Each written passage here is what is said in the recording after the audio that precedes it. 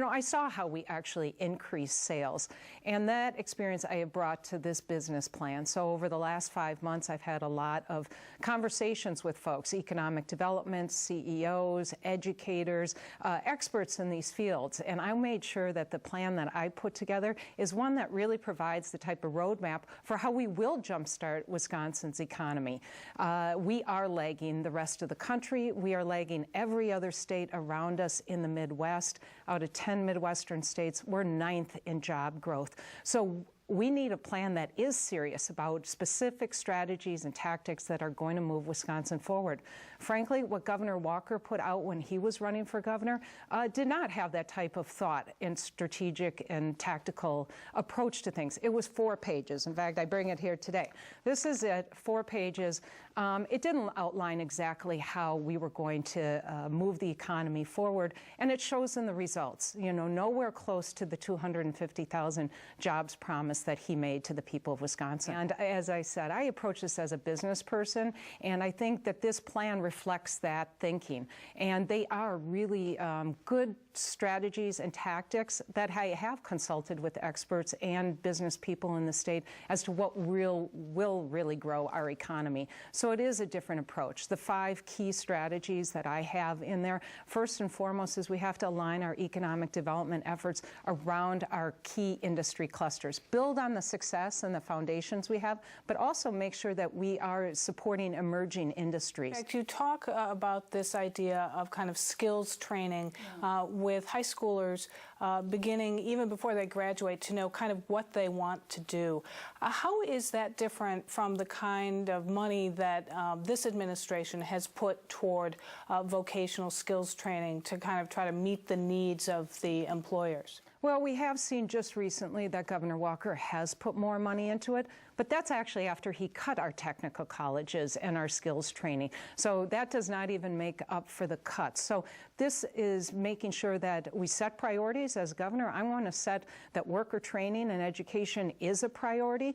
It means making tough budget decisions about where you are going to spend the money. I'm committed to holding the line on taxes, but I learned at Trek that if you want to grow sales and grow your profitability, you have to make investments. We did that when the division that I ran, where we increased sales in Europe from $3 million to $50 million. That required investment. So we need to take the same approach in the state, invest where we can grow, make sure we have the accountability measures and the metrics to make sure we're headed on the right path, and be able to make those corrections if we're not moving in that direction. Would you stick with the Wisconsin Economic Development Corporation, or would you revert back to Commerce as an agency? No, I would probably stick with WEDC. I mean, it's been terribly mismanaged from the start. They lost track of taxpayers' money that it was loaned to companies, and didn't even follow up on whether those jobs were being created, whether that money was being paid back. You then have had turnover in top management there, and then on top of that, the latest news is that they're not even using all of the funds that are appropriated to them, at the same time that I hear from small businesses across the state that they don't have the capital in order to expand. But my feeling is it is the function that's more important than the form. It means you have to well manage the organization, and I would do that as governor. The governor is head of the WEDC. Walker needs to take responsibility for what has happened under WEDC in the 3 years that it's been there.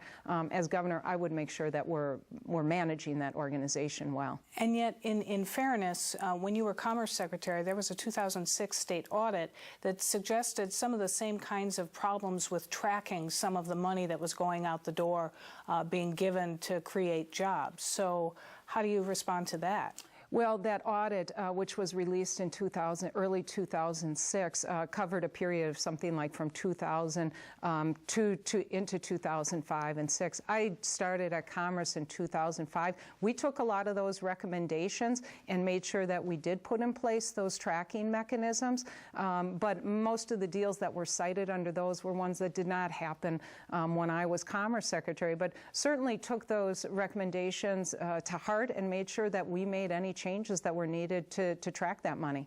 Another matter you talk about is Wisconsin taking as many of the federal dollars back from Washington as it can, including taking the expanded Medicaid money for Wisconsin. But what about the danger of kind of initial federal dollars drying up and leaving the state holding the bag, which is Governor Walker's concern, specifically with Medicaid?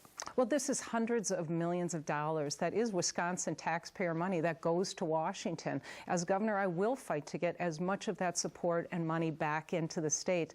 But this money is committed to pay for 100% of the costs for the first 3 years of the program, and then 90% therefore. So that's a great deal. I mean, 100% and then at least 90% after that. I think we take a lot of federal money in support, as we should. That doesn't necessarily say it's going to be there for the long term. This is making health care, it would make health care more affordable here, more accessible in Wisconsin, and there's no reason to turn down that money other than to just score political points.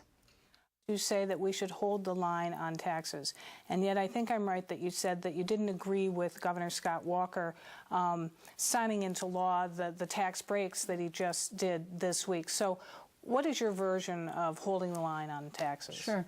Well, what Governor Walker did was irresponsible because he is spending money. He's giving tax breaks on money we don't have yet. You know, this is a projected surplus that we won't know until June of 2015 whether it exists or not. So this is going out and spending money we don't have. The other thing is part of the surplus has been generated because we've run up debt. Walker has added $1.2 billion of debt over this same period of time, and we now enter the next budget biennium with an $800 million deficit. So that's why I say I call it irresponsible. It's basically spending money we don't have after we have already borrowed a lot of money, and we have big transportation projects that we are not knowing how we're going to fund. So as governor, when I say hold the line on taxes, making sure that we are not increasing our tax rates. And that's important. We have to be competitive as a state in terms of both our business taxes, our corporate taxes, and our individual taxes. But we have to look at the totality of it. Property taxes, income taxes, our sales taxes are significantly lower than other states, and the fees that we charge for like motor vehicle registration. So when I say hold the line on taxes, I'm looking at all of the revenues that people pay into our state and local governments and make sure we are holding the line on that. But I'll say this, the best way to do that and to actually reduce taxes is growing our economy. And if we had just grown at the national rate under Governor Walker, our economy would be $1.9 billion larger than it is now. That's a bigger tax base. It means we're able to reduce taxes over the long term if we can grow our tax base.